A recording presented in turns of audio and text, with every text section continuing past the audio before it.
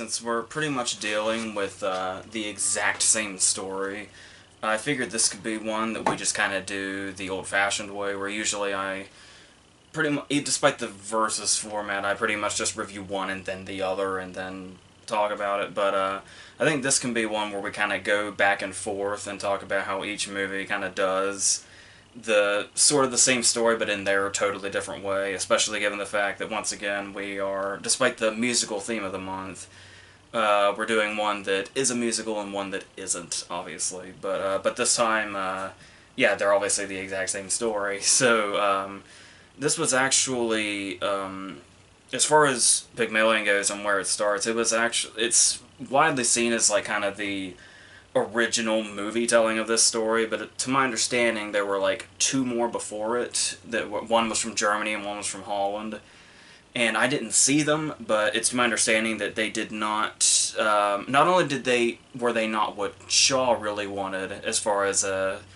cinematic telling of the story, but it's just not really they're not really any kind of adaptation anybody wanted of that story. So that's when Shaw basically came in and got the job to adapt it himself for this movie that Anthony Asquith and Leslie Howard himself ultimately brought to the screen, with Howard in the role as Henry Higgins. So, and the story, of course, is, you know, he had intended it to be like this sort of satirical look at the classes and all that, and the whole idea of being born into superiority, basically, and kind of sort of filling in that gap is what Higgins is trying to do. Where interestingly enough, the story often seems to be misinterpreted as basically Henry Higgins sees Eliza Doolittle and is like, I'm going to fix her because, and there's the whole bet thing, but it's actually Eliza that really sort of drives this and comes to him, because he says earlier that he could do it, but then he just kind of leaves it at that and goes back home, back to his much higher class domicile. So it's her that ends up going to him and basically begging him to do this, and he actually tries to like drive her away.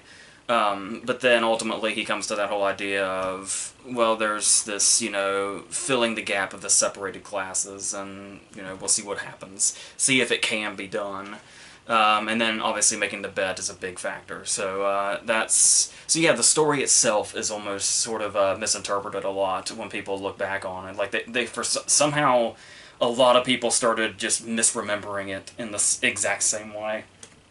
But yeah, so, and talking about Pygmalion here, and Leslie Howard specifically, maybe I'm biased because I just always really loved Leslie Howard. There's just something so sort of inherently charming about him, and it's, because typically you think of, like, his role in Gone with the Wind, but he was, and this is also, he had, I think, 4 outings as a director, most notably was Spitfire, which is actually really good as well.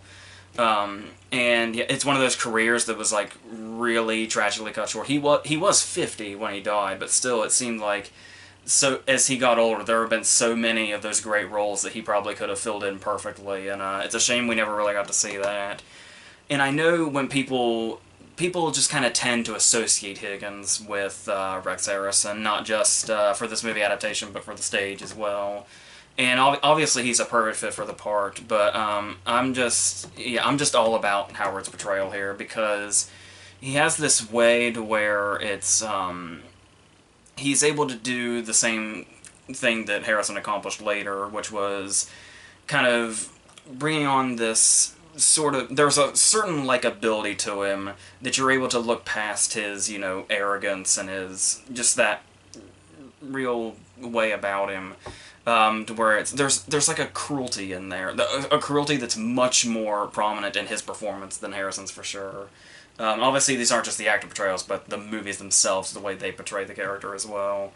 And I thought he was able to, just throughout the whole thing, no matter how sort of unlikable he may be, or this performance may be, this character may be, in any other story, it's Howard that really finds just that right note that still makes him, like, endlessly watchable, and a character that you just Obviously, Hiller fills in the role great as well, of Eliza, but still, it's like, whenever she's on screen, good as she is, I'm just really waiting for those Howard scenes that I just really want to watch him sink his teeth into again. Um, and so that's really where I take that. And obviously, Harrison also has that, has a similar way about him, but there's also, he also kind of had an advantage. I was going to get into the music later, but I guess I'll mention this now since we're on the topic. This whole idea that everybody was either pre-recorded or they were dubbed, pretty much except for Harrison himself, who insisted on saying it as it was. And you can tell throughout, like, that's one of the things that My Fair Lady is really popular about, is you can kind of tell really clearly, like, where the dubbing is. And so when you see Harrison singing, it feels like just there's no gap between his singing performance and his acting performance, because it's so sort of, it's still smoothly in there, the way that you can tell his is like perfectly synced up. I think I read somewhere that they tried to kind of alter his singing a little bit to make it intentionally off to kind of match the rest of the dubbing. But no, I don't really see that. When I look at when I watch him sing, it is sort of like, there's just something so sort of like smooth about it, and so like, yeah, it just really brings this performance out in multiple ways at the same time, where you don't really have to separate them the way you do everybody else's. I've always, so I thought that was a huge asset, and the fact that he insisted on that is a huge credit to him. So you can always see those ties he's wearing that are like hiding his microphones when he sings that nobody else clearly has. So yeah, but I did always kind of much prefer Howard's portrayal. It's like, maybe that's me and like a few people, but yeah, surely there's Pygmalion fans out there somewhere. I've never met them, but I'm sure they're out there. They have to be. And so also going on the character of Eliza, there is Audrey Hepburn. Obviously, there's a lot of sort of controversy around this, on top, not just the fact that people thought she was miscast, but going past that, going all the way to the performance itself, where we do have this certain portrayal of Eliza, to where, I mean, obviously the whole character from the beginning was always like, you know, the H's are always missing, like, him is im, and like harm is arm, and stuff like that. And of course, you know, the sadistic idea to make her teacher and all this a guy whose name has the H alliteration. But the thing here is that she can be, there is definitely an over-the-top quality to Hepburn's performance that we don't see in Hiller's, not near to the extent anyway. But I do think there are many cases where this works. I do think that the Hepburn portrayal seems to give Higgins like more of a challenge in regards to teaching her, because that over-the-top quality just sort of adds to just how far gone she is and how far away from the language she is. I think he says, one of the lyrics is she should be taken out to hung for the cold-blooded murder of the English tongue, which is a really great line. And there is something to where, and I do understand where like Rex Harrison was like really against her casting, because he really wanted Julie Andrews, because they already had sort of the rapport from the stage, and obviously she had already just lived in that role the way he had, so it just seemed to make sense. But Harrison's other complaint, to my understanding, was that Audrey Hepburn does not seem like, she kind of sort of inherently has this sort of royal quality to her. So when she like steps into a ballroom, you never believe that she's never seen a ballroom before, because she just has that, you know, unmistakable vibe to her. And I do get where that's coming from, for sure. And there is sort of something like, when I was talking about the dubbing, there is, I do think it sort of does a bit of a, there's a special feature on this DVD on the second disc. It's like a documentary of the making of, that's like an hour long or so, and they show you like not only like the making and they discuss it, but how they did like the restoration and stuff like that. And it's actually got a couple of the scenes where Hepburn actually just sang with her voice before she was dubbed. And it's so much more natural. Like, I'm really not sure. Like, that's kind of the big mystery of why they felt the need to do that when you look at this footage, because it's like I was talking about with Harrison, where it just seems so smooth and just fits in right with the rest of the performance, and it doesn't feel like there's that disconnect. There, you can definitely see a disconnect when you compare what she was bringing herself versus the dubbing. Now, obviously, the voice still works. It's Marnie Nixon who also did uh, Natalie Wood in West Side Story. So, and I think Deborah Her in The King and I as well. So obviously, she's an accomplishment in herself, but it does feel like it does kind of a disservice to Hepburn's performance by adding that disconnect that seemed to work a lot better, because when you watch it back, it does seem like I was saying, that gap is there to where the singing performance and the acting performance do seem like two totally separate entities, and that's really not the way it should feel, no matter how big the musical aspect of it is.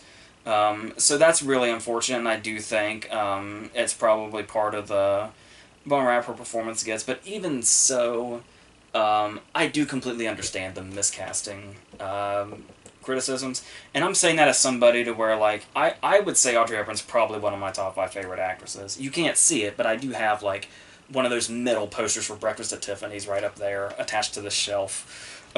So, like, I'm a huge fan of hers, and I just, I've never been quite sure of, so, there is that. So, yeah, not near as satisfying as watching Harrison just, go in it seamlessly in and out of music. And I think that helps a lot with the way a lot of this, when the songs start, a lot of it is Higgins just sort of like speaking. Like, a lot of the times when a song of Higgins starts, we don't unless you're really familiar with it, you don't realize it's a song that's starting until the music kicks in and he gets a bit more rhythmic. So, yeah. And then, as I was saying, Hiller is much more downplayed. She still gets to do, some of the big stuff, but, really that does just show, like, the big difference in the presentation of the story itself when you look at what Hiller does and what Hepburn does. And Hiller, of course, was chosen by Shaw specifically, which makes it, I mean, that does seem like it's perfectly fitting, but then you also realize that for Higgins, Shaw wanted Charles Lawton. And it's like, honestly, on paper, I don't think that's bad, but when you look at what the likes of Leslie Howard or Rex Harrison were able to do, Lawton kind of starts to become a more and more distant in regards to, I don't know about that. So that's another power to their performances as well, as it's really hard to imagine anybody else besides the two of them. So, or to do it as well as them anyway. And so, of course, with Pygmalion, you do have the story told in a much different way visually, because it has great use of like montages, which is really nice. That almost gives it like a much darker quality in regards to the teachings to Eliza than we see in My Fair Lady. So we really see that cruelty. There's the scene where he's like trying to get her to say all the different titles for all the different rulers or whatever, and she's like weeping while he's screaming at her, and it's like this is not the portrayal you see in My Fair Lady, like not near to that extent. And it really shows you the characters in a different and interesting way than if you've come to know them the way they're portrayed in My Fair Lady. And then also the way they use like the camera angles, like those montages and the camera angles and all that different stuff gives it like its own sort of unique life, and it's a really unique way to tell the story. And as well as My Fair Lady is told, and as, big and extravagant as it is, and memorably so, it does just kind of come off like another musical from the 60s aesthetically. And Pygmalion took such a sort of its own approach to that in a visual style that I've always really appreciated about it, especially if you're comparing the two. So there is that. And then you also have, they do take different approaches to the supporting characters. Some I like more in Pygmalion, some I like more in My Fair Lady.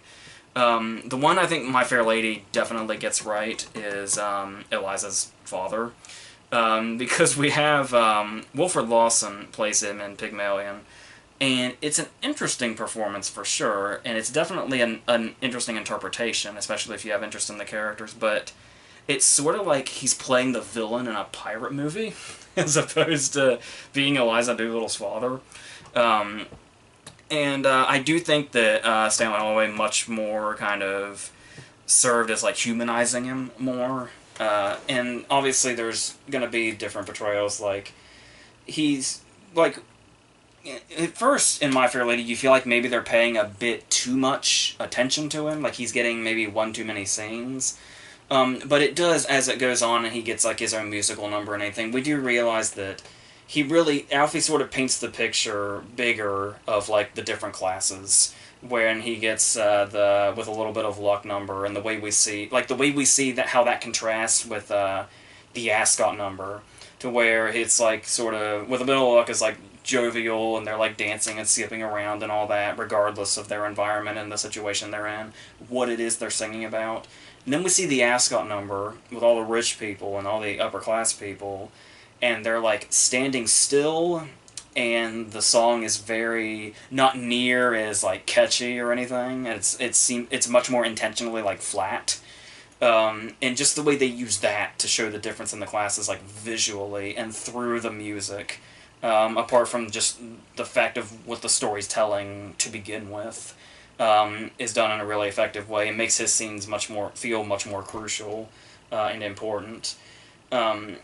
And then there's also those scenes like when something that Hitler I don't remember doing as vividly in Pygmalion that Hepburn does here, is that when she's in the middle of her teachings and she's sort of getting a grasp on how to speak like Higgins, and then when she runs into her dad again, when she starts speaking the way she was speaking before, it almost seems like when she's talking to her dad or around her dad, it's like amplified how bad the English gets. Like it gets worse around him, kind of showing off his influence and how there's definitely a combating thing here that he's kind of in the middle of, between her being in between these classes and how she's trying to get from one to the other.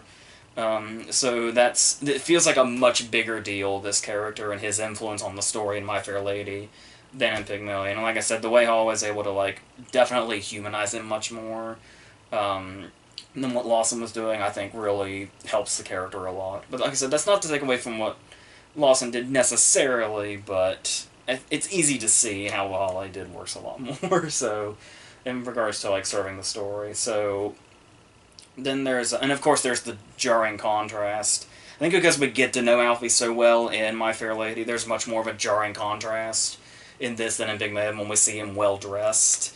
And once again he gets another whole number to himself, so yeah. And as far as My Fair Lady being a much grander production, obviously, one of the things I always look at is the costume design. This might sound a bit strange, but honestly, when I think of My Fair Lady, this particular movie, I actually probably think of the costumes before I think of the music, as far as association. So that's something that's just always immediately jumped out. And what I really like about that is it's like, I think it's because they immediately get to that point, because movies like this are obviously going to really, really show off their costumes, as are many of the movies we've, talked about in this similar vein.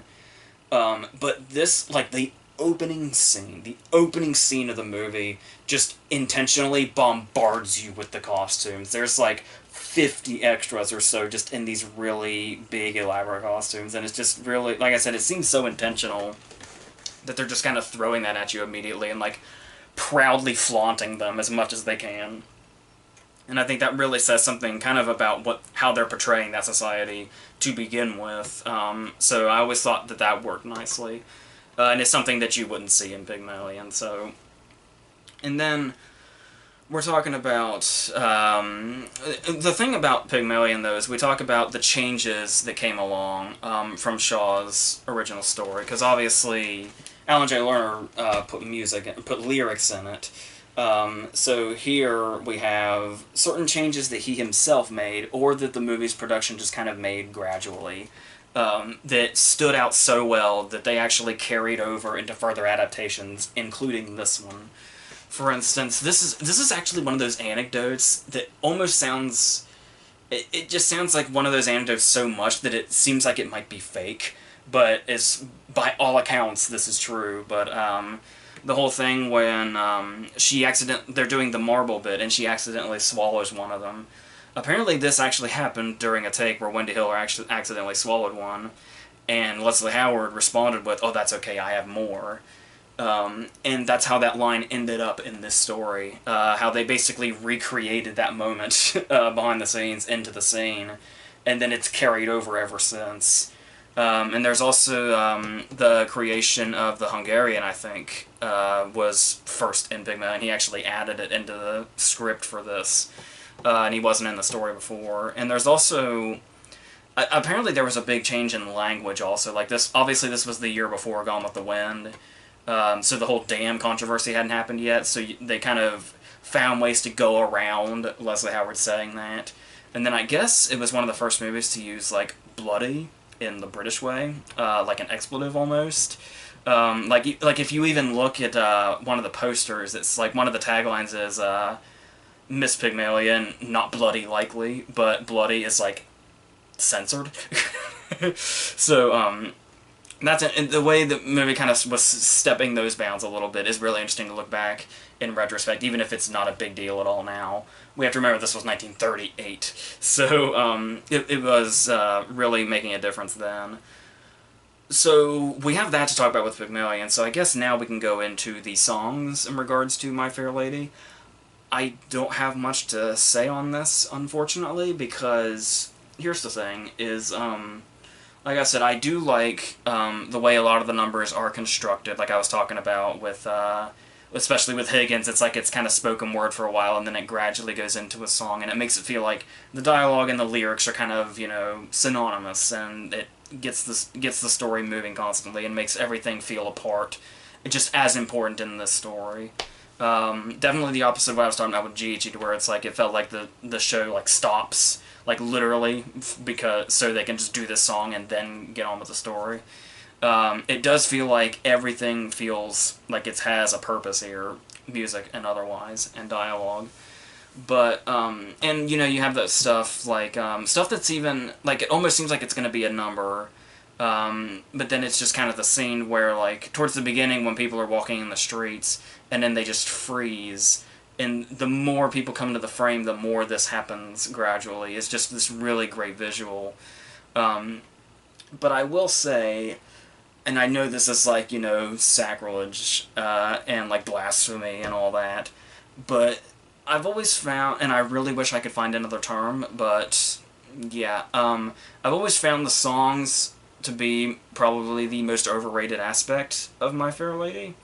And it's not necessary, like I said, it's not that I think they're misplaced or anything, and I think they don't do their job or anything. They've just never really done anything for me. They've never really stood out in the way that the songs do in a lot of other musicals, which I know is weird to say because so many of these songs are, like, you know, iconic now. But, yeah, that's, and like I said, I really wish there was a more, like, eloquent, elaborate way to put it, but, they just don't really do much for me. I do like how varied they are in regards to how they tell the story and the particular tones that whichever direction the movie's going. Like, sometimes, you know, they're like romance songs, sometimes they're for comedic purposes, sometimes they're, you know, like, thoughtful in regards to what the movie's trying to say. But, yeah, and I like the way, like, the reprises throughout sort of have a different feel, like, Wouldn't It Be Lovely definitely has she's much more, you know, happy and jovial when she sings it the first time, and then when we hear the song again, it's a lot more solemn. I do think that's like, their use is perfect. It's just the songs themselves have never really done that much for me, and never really had much of an impact with me, so... And I find, like, you know, maybe a few of them memorable, but not necessarily all of them, like the way the movie is often praised for being in regards to its music. So, I regret that I feel that way, but that's all there really is to it. And they do both... I will say they both have kind of a nice pace about them, despite the fact that while Pygmalion is a mere hour and a half, My Fair Lady's pushing 3 hours. And that's with a condensed intermission. So what we have here is a lot of the... especially in Pygmalion, towards the beginning... the sequences are, like, really long. Like, the scene with her dad is really long. The opening scene is the opening scene is, like, the first 15 minutes. And for a movie that's an hour and a half, 15 minutes is a long opener. But they do so much in that time, just in one scene, to establish all this stuff.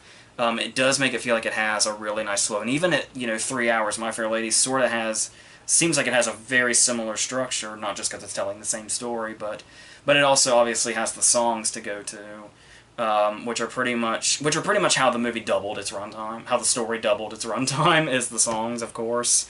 But yeah, they both kind of do have sort of a nice pace to them. I do think both movies kind of I've noticed that it's the story itself and not really either movie's fault.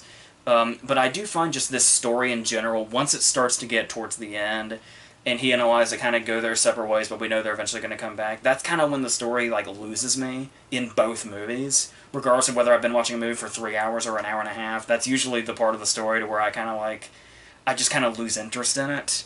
So that also means that the ending has never really had much of an impact on me. I do think it's, once again, as far as people misremembering and misinterpreting, I have heard the ending of this story and mentioned in a couple of different ways. There are people who think it copped out and went for the happy ending when they end up together. But there's also a way that, the way I always took it also, was that that's not a happy ending, because the whole point is that Higgins isn't going to change. She may have changed, but it's like she sort of, it's like she did all the changing so he didn't have to, so he's still kind of the condescending piece of shit he's always been, hence the very last line.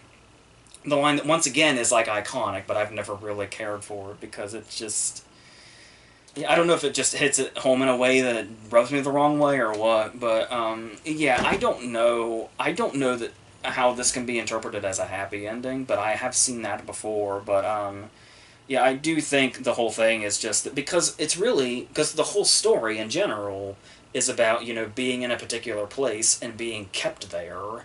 So it makes sense, really, that Higgins doesn't change, I guess. And it's, a bit ballsy for a romance movie to go in that direction. But yeah, I've never really known how I really feel about it. Because I don't know that... I'd say it probably works better than a forced ending where he's, suddenly some, overly happy dude that's, screaming at his love from the rooftops. That would just seem off. But yeah, I don't know how I feel about the ending as is, either. I feel like it was almost kind of lose-lose for me, especially since, like I said, I kind of drift away from this story, and it's sort of third act anyway, in either adaptation. So, yeah, that's really where I come from with that. So, well, obviously, in regards to Oscars, the reason we're talking about My Fair Lady is because it won Picture for 1964. It won Picture, it won Director. It's really weird that George Cukor is such this legendary director with just so many, things to his name, like the Philadelphia Story and he had 5 Oscar nominations, including this one. And of course, I'll always appreciate him for his uncredited work on getting the Wizard of Oz moving when Victor Fleming was doing Gone with the Wind at the time. And he was just really, a lot of people said that he was one of the ultimate directors of actresses, and he got almost 20 acting nominations under his name throughout all of his movies. And this was his only win, which is really, I would have sworn he had at least one more, but come to think of it, yeah, he had 5 nominations, and this was his only win as a director, and that's very interesting. But once again, and as big and as much of a spectacle as Away, might as well, if this is going to be your only one, then that's still pretty good. Of course, Harrison won Best Actor. Obviously, the obvious ones: cinematography, score, production design, costumes, and sound. As I said before, split up between black and white and color. Hard to say if it would have won that many the whole time. We talk about the black and white competitors when we talk about that, but actually, it seems like My Fair Lady's fiercest competitor this year, in more ways than one, was Mary Poppins. Mary Poppins also scored picture and director nominations. Julie Andrews ended up winning, where Audrey Hepburn wasn't even nominated, and yeah, people still to this day discuss, was it because of the controversy that Audrey Hepburn wasn't nominated, and was that the reason Andrews won, not just because of her performance in Mary Poppins? It's hard to say. They really, really took to Mary Poppins, so I'd say Andrews probably still probably had that win in her, because it still won. On top of actress, it also won editing, and they shared score because score is also split up between adaptation and original, I believe. So people like to think the other three nominees that year were Doctor Strangelove, Zora the Greek, and Beckett. And a lot of people, obviously, today would want to say, why wasn't it Doctor Strangelove?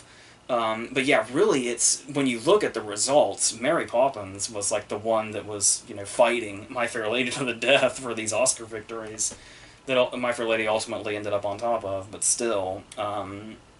So yeah, and Pygmalion ended up getting 4 nominations, I believe, for picture, and Howard and Hiller for actor and actress. So, which I do, it still kind of bums me out that Howard didn't win for this, but even so, yeah. But it was kind of down, kind of far down on the totem pole. Like Asquith and Howard missed in director and all that.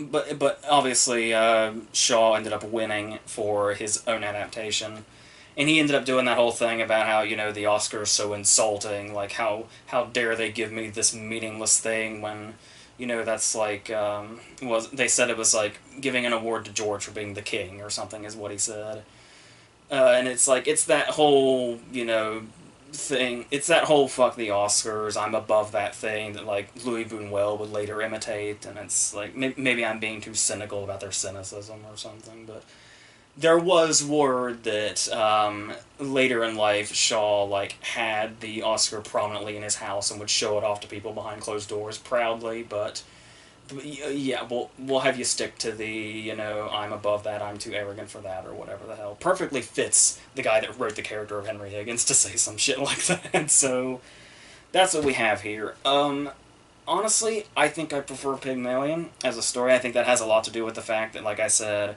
it tells the story in half the runtime, because My Fair Lady has the songs that, while legendary, have never really done much for me, personally. Like I said, I just really, really love Howard's portrayal. I love the way they, took the different visual angles to tell the story to make it feel like something so incredibly different. Like it'd probably be even more admirable if it came after My Fair Lady to take that. But I mean, the fact that it was told like this before, and you can ultimately tell that same story as a musical like this, is very interesting. But I do think I much prefer the Asquith Howard approach to this. But that's not to take, the legendary status away from My Fair Lady, because of course it's there for a reason, but yeah, it's Pygmalion all day for me. So that's what we have here. We're going to continue this next week. We're going to go into Charles Dickens now, so you can probably figure out what at least one of those is, and the other we're going to take in a different direction. We're going to do it very similar to this, where it's going to be it's not a musical, but yeah, we'll get there. And then all the other stuff coming up. So, yeah, so until all that, I think